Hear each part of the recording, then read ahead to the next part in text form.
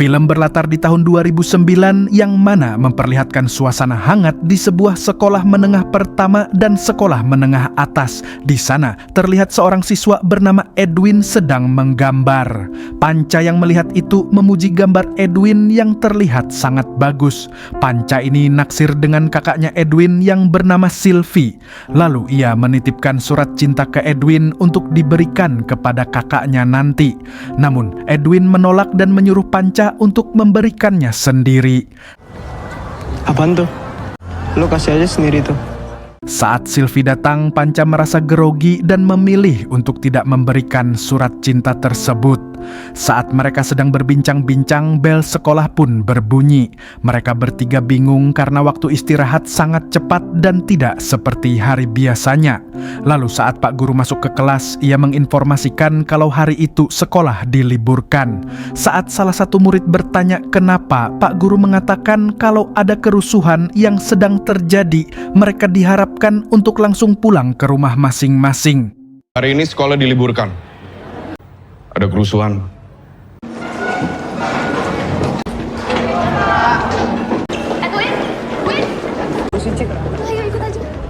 Di luar sekolah, Panca sempat menawarkan tumpangan kepada Edwin dan Sylvie.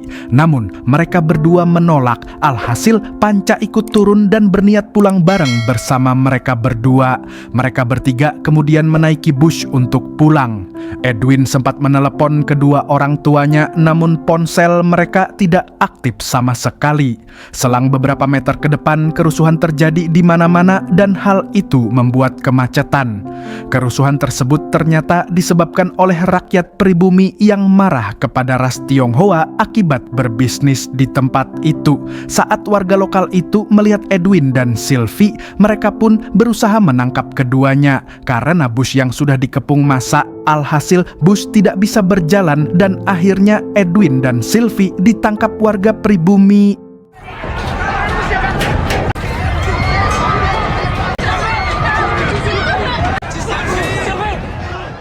Di sini hanya Sylvie yang dibawa, sedangkan Edwin dan Panca berusaha mengejar mereka semua. Kemudian pribumi itu membawa Sylvie ke gang yang sempit dan sepi. Ternyata tujuannya adalah untuk diperkaos. Panca dan Edwin tidak bisa apa-apa, terutama Panca yang diancam oleh mereka. Sebagai warga lokal, Panca tidak seharusnya membela ras Tionghoa itu. Sebagai kenang-kenangan, salah satu warga pribumi kemudian menggoreskan pisau di telapak tangan Panca. Sementara itu, Edwin yang akan melawan terkena pukulan balok dan akhirnya pingsan. Cabut lo! Gue bunuh lo ya! Gue bunuh lo!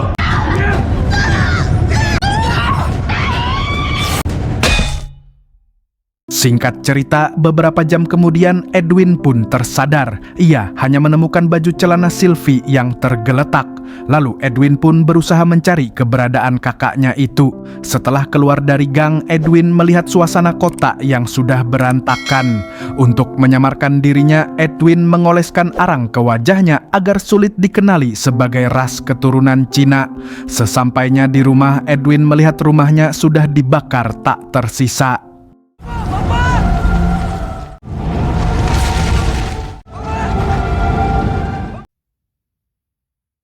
Scene kemudian berpindah ke tahun 2027. Aura kebencian terhadap ras Cina masih bisa terasa, namun tidak terlalu besar seperti tahun 2009.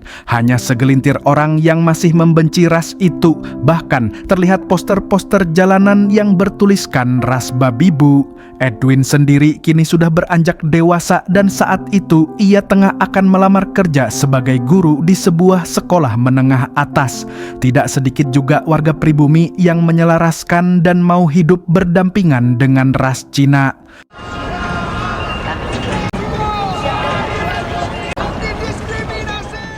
Singkat cerita, Edwin pun tiba di SMA Duri. Lalu Edwin menceritakan pengalamannya ke Pak Kepsek bahwasanya ia pernah menjadi guru pengganti di 2 sekolah selama 2 tahun. Ia pindah-pindah setelah sekolahnya tidak butuh guru pengganti lagi.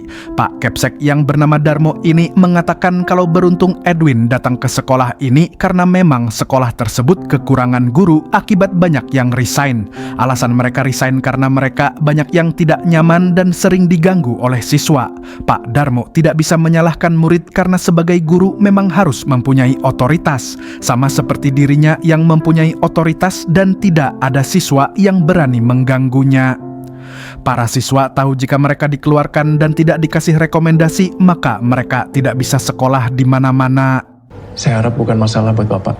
Sampai saat ini, saya mungkin satu-satunya orang di wilayah barat. Hari itu juga Edwin mulai mengajar di sekolah itu. Terlihat suasana sekolah yang acak-acakan dan dipenuhi siswa-siswa yang nakal dan berandalan. Saat masuk ke kelas, awalnya Edwin tidak didengarkan oleh siswa-siswi itu. Barulah saat tasnya dihentakkan ke meja, para siswa itu terdiam dan kembali ke kursi masing-masing. Edwin juga baru sadar kalau murid-murid itu tidak duduk di tempat yang sudah dipersiapkan. Salah seorang murid yang bernama Jeffrey mengatakan, "Kamu mau ngajar atau mau ngoceh?" Mendengar hal itu, Edwin lantas menghampiri tempat duduk Jeffrey. Ia berkata, "Kamu berbicara seperti itu sama orang tua kamu dan kamu heran kenapa mereka benci sama kamu. Saya tahu anak seperti kamu suka marah dan tidak tahu sendiri marah karena apa. Mungkin karena ajaran bapak kamu, karena kamu anak yang tidak bisa diharapkan. Nilai-nilai sekolah kacau, susah diatur." Saya tahu tipe anak macam kamu. Karena dia menganggap kamu nggak bisa diharapin. Susah diatur. Oke, tenang semuanya, kita lanjut.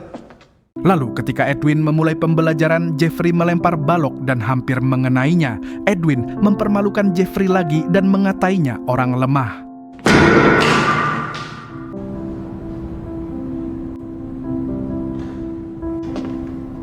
Pasti orang lemah. Singkat cerita, saat pembelajaran telah selesai, Edwin berkenalan dengan guru lain yang bernama Diana. Sepulang sekolah, Jeffrey dan kawan-kawannya akan mencari anak murid yang berdarah Cina. Mereka hanya ingin menyiksanya. Sama seperti tragedi beberapa tahun silam. Di tengah jalan, mereka akhirnya menemukan murid dengan ciri-ciri orang Cina.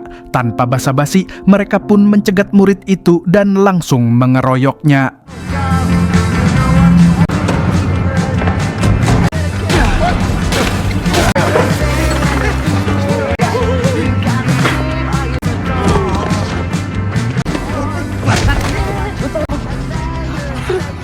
Scene kemudian berpindah di mana memperlihatkan tempat nongkrong para ras keturunan Cina. Tempat ini tersembunyi dan dijaga ketat guna keamanan. Edwin sering ke tempat ini karena bukan tidak mungkin jika ia di luar, pasti ada aja orang yang mengincarnya. Di sini, pelayan yang bernama Vera menghibur Edwin dengan mengatakan jika tempat ini adalah tempat orang untuk senang-senang, bukan untuk bersedih. Setelah mengetahui kalau Edwin seorang guru di SMA Duri, Vera mewanti-wanti Edwin untuk tetap waspada dan sekedar doa saja pasti tidak cukup. Tempat anak-anak buangan itu nggak bahaya gitu ngajar di sana. Biar doang nggak cukup itu. Sepulangnya dari tempat itu, Edwin melihat anak muridnya Kristo sedang dikeroyok oleh anak-anak ras Cina.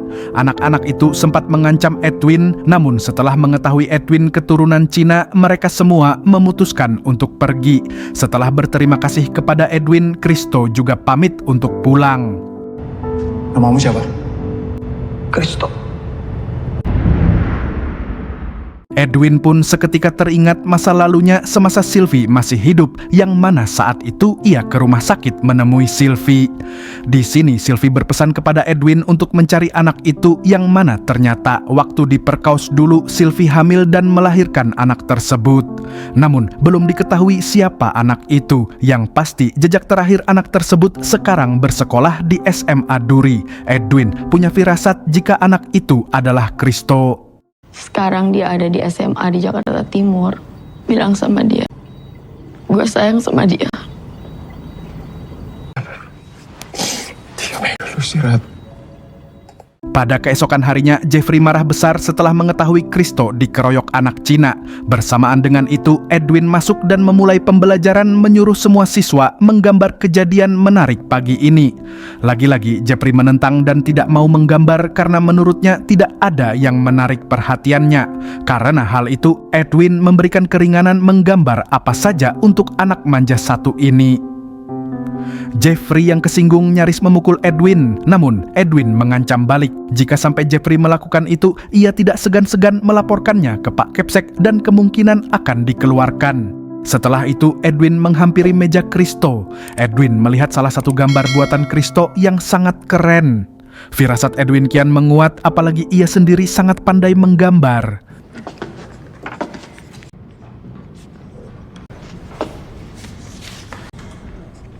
Ini kamu yang gambar. Bagus. Sepulang sekolah, Jeffrey dan yang lainnya bertemu dengan teman-temannya yang lain. Mereka ternyata telah menangkap anak Cina lagi. Setelah dikeroyok, anak itu disekap dan disembunyikan di dalam gedung yang kosong. Sementara itu, Edwin dan Diana semakin dekat. Mereka berbincang-bincang bercerita tentang pengalaman masing-masing. Karena hal itu, Edwin mengajak Diana untuk pergi ke tempat nongkrongnya. Saat melihat kedatangan keduanya, Vera merasa cemburu akan kedekatan mereka. Edwin memberitahu Diana jika saat ini ia sedang mencari seseorang, namun untuk saat ini ia belum bisa spill banyak-banyak.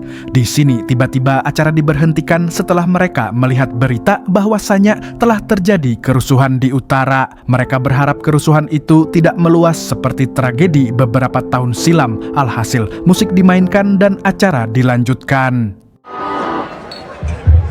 Bentrokan antar umat beragama ini seperti 17 tahun yang lalu.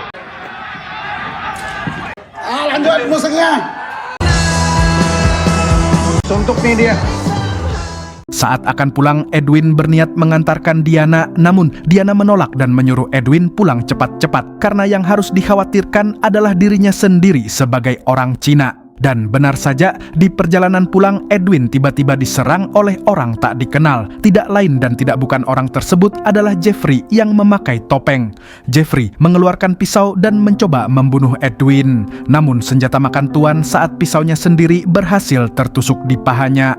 Edwin sendiri sebenarnya tahu kalau orang yang menyerangnya itu adalah Jeffrey.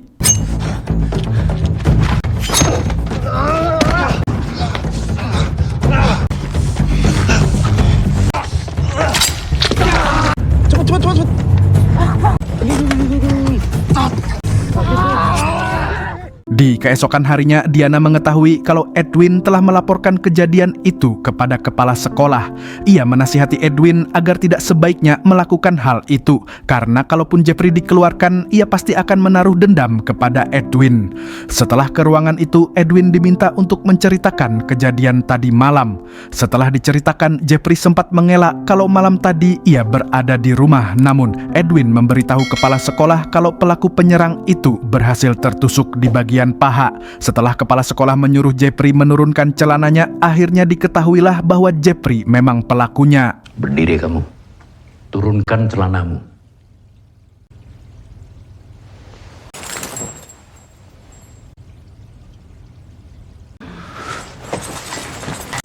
Baiklah. Besok kamu tidak usah sekolah di sini lagi. Diam! Kalau kamu anak... Karena hal itu, akhirnya Jeffrey dikeluarkan dari sekolah. Jeffrey keluar dari ruangan itu dengan perasaan penuh amarah dan dendam. Pak Darmo berkata bahwa sejak 10 tahun ia di sekolah itu, ia baru sekali mengeluarkan murid. Mengeluarkan murid berarti menyerah. Baru beberapa hari Edwin mengajar, secara tidak langsung ia sudah memaksa Pak Darmo untuk melakukan sesuatu yang sangat ia benci. Lalu sesampainya di kelas, ternyata kabar Jeffrey dikeluarkan dari sekolah sudah terdengar di telinga teman-temannya. Sontak saja hal itu memicu para konconya juga ikut keluar sekolah. Tolong bagian ini.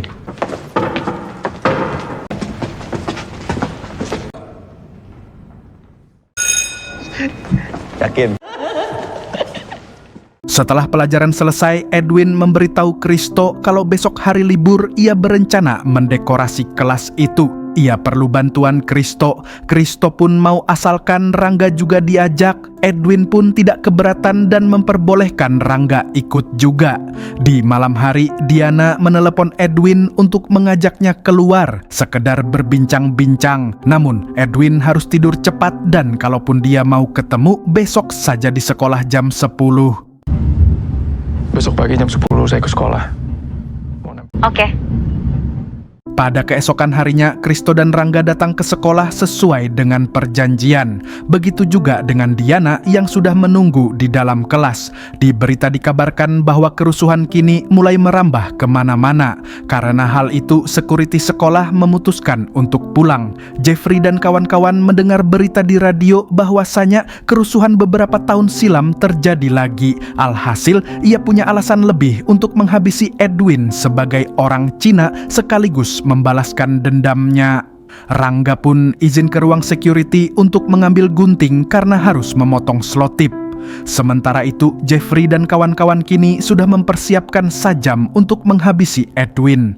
Entah dari mana mereka tahu kalau Edwin ada di sekolah.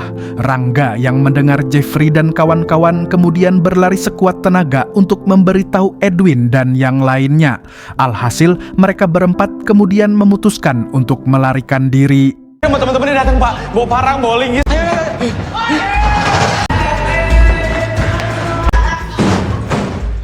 Mereka sempat ingin keluar dari pintu emergency, namun ternyata pintu tersebut terkunci dan kuncinya ada di ruangan security. Karena panik, mereka tidak sempat mengambil kunci. Lalu mereka berempat berlari dan berhasil masuk di ruangan olahraga. Rangga juga memberitahu kalau kerusuhan sudah terjadi di luar. Edwin sempat akan keluar karena menurutnya anak-anak itu tidak mungkin sampai membunuh. Namun Kristo memberitahu kalau Jeffrey pasti akan melakukan hal itu karena sebelumnya ia pernah juga membunuh salah satu murid yang ada di sekolah ini. Awalnya ia tidak percaya sampai Jeffrey mengirimkan videonya kepada Kristo. Kristo tidak berani membuka karena ia syok. Kristo ingin memperlihatkan video itu. Sayangnya di ruangan tersebut tidak ada sinyal. Enggak, kita lihat videonya. Sulit. Ayo. Nah, gini. Anjing kan gak ada sinyal. Gua biarin lu semua pulang. Bersamaan dengan itu, ayah Rangga yang bernama Abduh datang ke sekolah itu untuk mencari sang anak. Setelah menggedor pintu, Doti mempersilakan Abduh masuk. Ia bersama Gary sengaja memasukkan Abduh untuk dijadikan umpan. Setelah mendengar teriakan Rangga, Jeffrey dan kawan-kawan mulai menyerang Abduh. Abduh yang mengetahui Rangga di dalam menyuruhnya untuk tetap stay dan tidak keluar. Di sini. Ngerjain PR bareng, Om.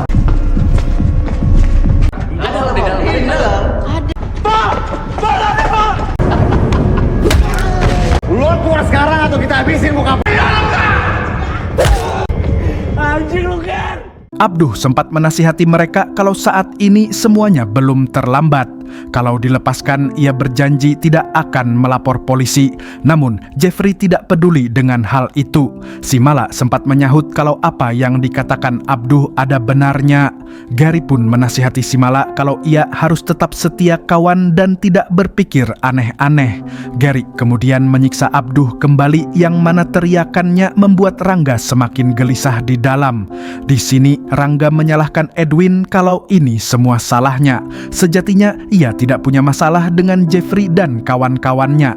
Edwin sempat berniat keluar namun dicegah oleh Diana. Lalu Edwin bernegosiasi dengan Jeffrey.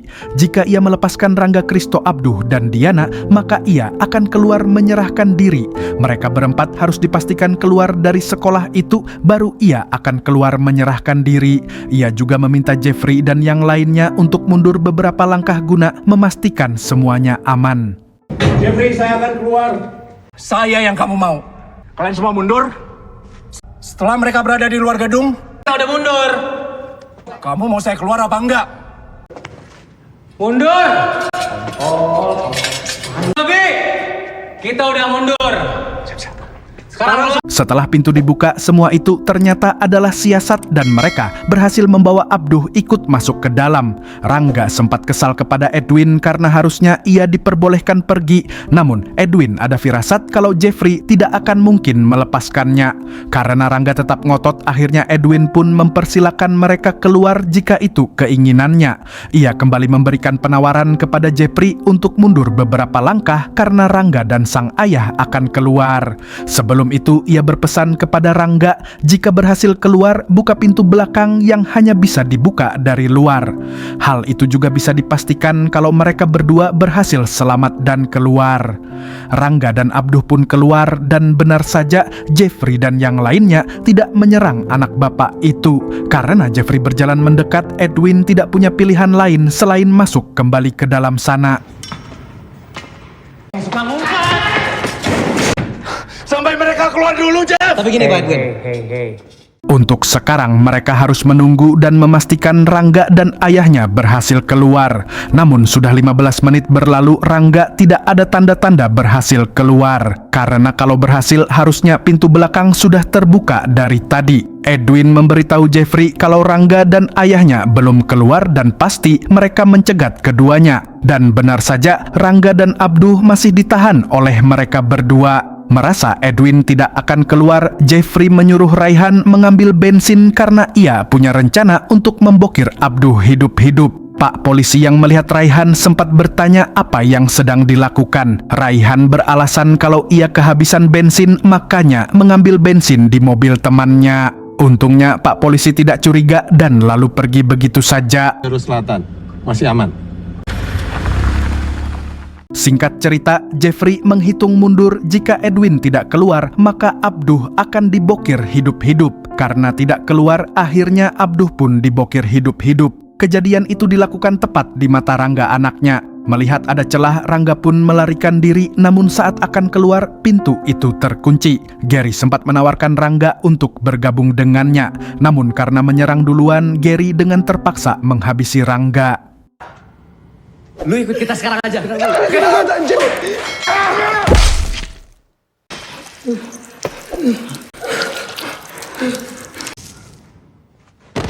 Setelah itu, Jeffrey melihat Simala menangis atas kejadian tadi. Jeffrey mengancam Simala untuk tetap tegar dan tidak menjadi pria cengeng. Rencana Jeffrey adalah menghabisi orang-orang yang ada di sana, lalu membokir mayat-mayat mereka di belakang gedung hingga jejaknya hilang, sama seperti aksi yang pernah ia lakukan. Sementara itu, Edwin merasa kalau di ruangan ini pasti ada jalan keluar. Di sini ia juga akhirnya memberitahu Diana kalau alasan sebenarnya ia masuk ke sekolah ini bukan untuk mengajar, melainkan mencari keponakannya. Ia merasa kalau Kristo adalah orangnya karena sama-sama memiliki bakat gambar yang sama. Aku rasa dia anak kakakku. Kristo jago gambar. Diana. Setelah itu, Edwin dan Diana masuk di kamar mandi terbengkalai dan melihat sebuah saluran ventilasi. Ia akan masuk dan merangkak di sana untuk menuju ruangan security. Di sisi lain, Simala berpura-pura akan pergi ke toilet. Jeffrey dan Gary pun ikut menemaninya. Sementara itu, Edwin berhasil keluar dan berada di toilet dan ia pun mendengar Jeffrey, Gary, dan Simala menuju ke sana. Edwin berada di pintu pertama, sedangkan Simala masuk di pintu kedua. Karena Jeffrey merasa kalau Simala akan berkhianat, alhasil ia pun menghabisi Simala juga.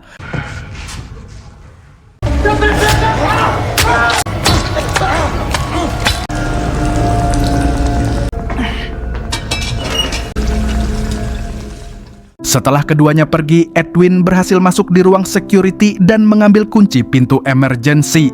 Sementara itu, Jeffrey meminta mereka untuk berpikir bagaimana membuka pintu itu. Jay berkata kalau pintu itu sebaiknya dilas dan kebetulan alat lasnya ada di ruangan security. Alhasil mereka pun mengelas membuka paksa pintu itu.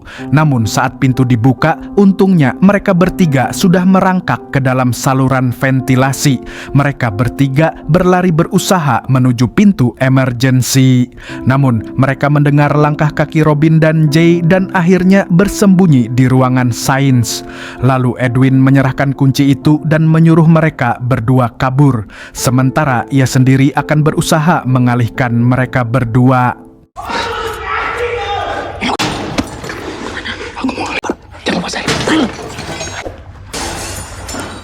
Edwin pun kemudian mengendap-endap keluar dari ruangan itu. Ia membuat suara di luar hingga akhirnya Robin dan Jay menghampirinya. Setelah berjalan ke sana kemari, akhirnya Edwin bertemu dengan Anto dan Raihan. Walaupun sempat dinasehatin, keduanya tidak peduli dan malah menyerang Edwin.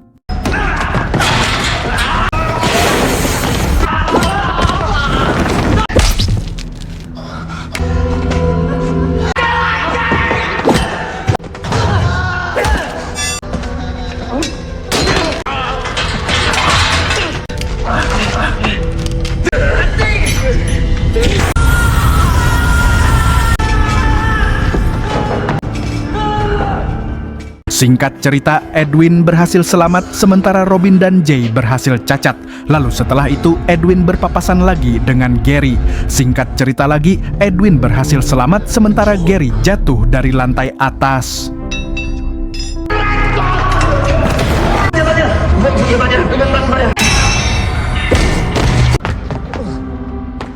Di sisi lain, Diana memberitahu Kristo kalau Edwin merasa ia adalah keponakannya. Kristo menentang itu tidak mungkin karena ayahnya adalah orang Malaysia dan ibunya juga bekerja sebagai TKW di negara itu. Sementara itu, Edwin akhirnya berpapasan dengan final boss yakni Jeffrey dan pertarungan sengit pun terjadi. Kita keluar sama-sama deh.